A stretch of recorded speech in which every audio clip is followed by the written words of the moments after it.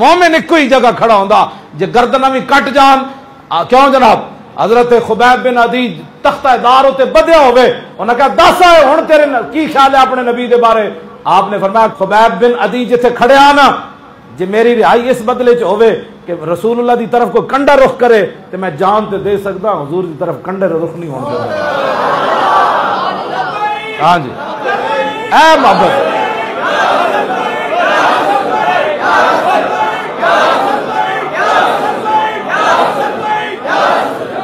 آپ تختہ دار ہوتے ترانہ پڑھ دیں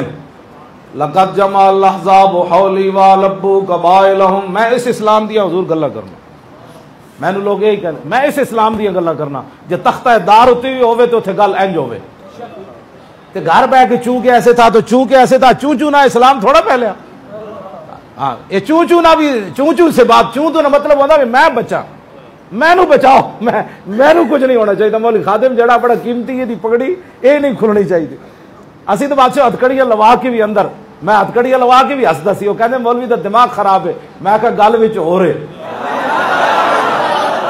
میں کہا دماغ خراب نہیں، میں انہوں کیا میں کہا جلیا جے دی خاطر تو میں نو اندر بھی ہتھکڑیاں جا لائیاں ویل چیئر والا بندہ نس بھی نہیں سکتا، میں نس بھی نہیں سکتا، میں نے پہلے ایتھے بدیا نے پھر میں نے ایتھے بدیا نے میں انہوں کیا میں کہا جلے ہوئے ہو جنہوں نے تسی خوش کرنے واسطے میں نے ہتھکڑیاں لائیاں بھائی یہ تائب ہو جائے گا توبہ کرے گا وہ تو انہوں ویکھ نہیں رہے تو جنہ واسطے میں ہتھکڑیاں لوائی پھردا ہوں میں نے ویکھ رہے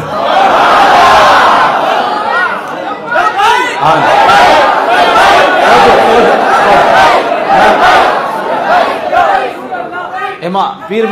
مواہب دنیا پیر میرے علی شاہ صاحب نے بھی لکھا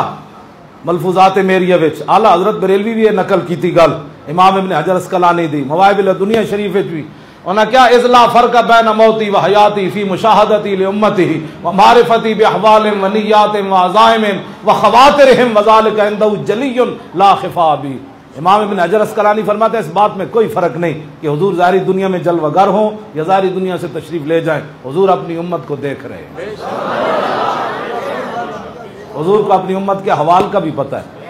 حوال دا پتہ ہے نا جی۔ ڈاکٹر عافیہ صدیقی نے حضور خواب وچ تشریف لے گئے، ڈاکٹر عافیہ صدیقی جدو تنگ ہوئی نا جیل تے حضور دی خواب وچ تشریف لے گئے۔ ظاہر ہے اس کڑی دا ایمان تے بچانا سی، جے وہ کڑی دل وچ سوچ لیندی رحمت ڈیوس دے وارث تے آ کے انہوں چھڑا کے لے گئے میرا وارث کون ہے تے حضور دی خواب وچ تشریف لے گئے تے رسول اللہ نے انہیں عرض کی تھی حضور میرا امتحان کدوں مکنا ہے تے حضور بھی رو پے تے فرمایا تیرا امتحان نہیں ہے تو میری امت دا امتحان ہے، انہیں تینوں چھڑانا کدوں؟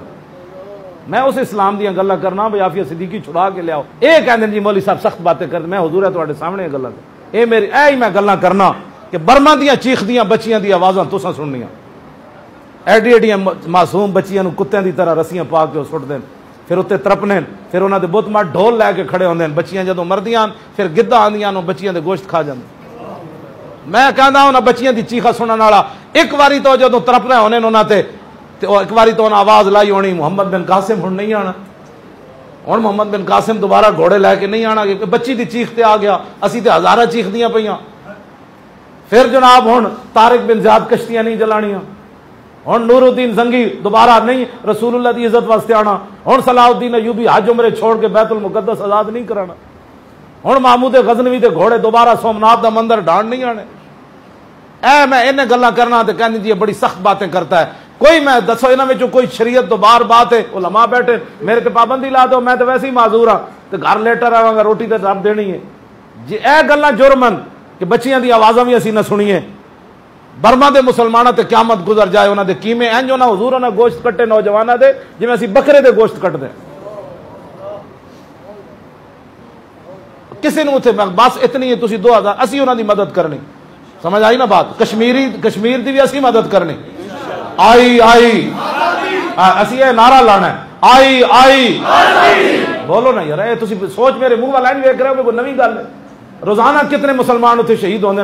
مقبوضہ کشمیر۔ اقبال کہندا گفتار سیاست میں وطن اور ہی کچھ ہے اور ارشاد نبوت میں وطن اور ہی کچھ ہے۔ ہاں جی اس وطن نو اسی اے جناب روزانہ اتنے رون کہ جی ساڈے بھائی آ رہے ہیں گھوڑے لے کے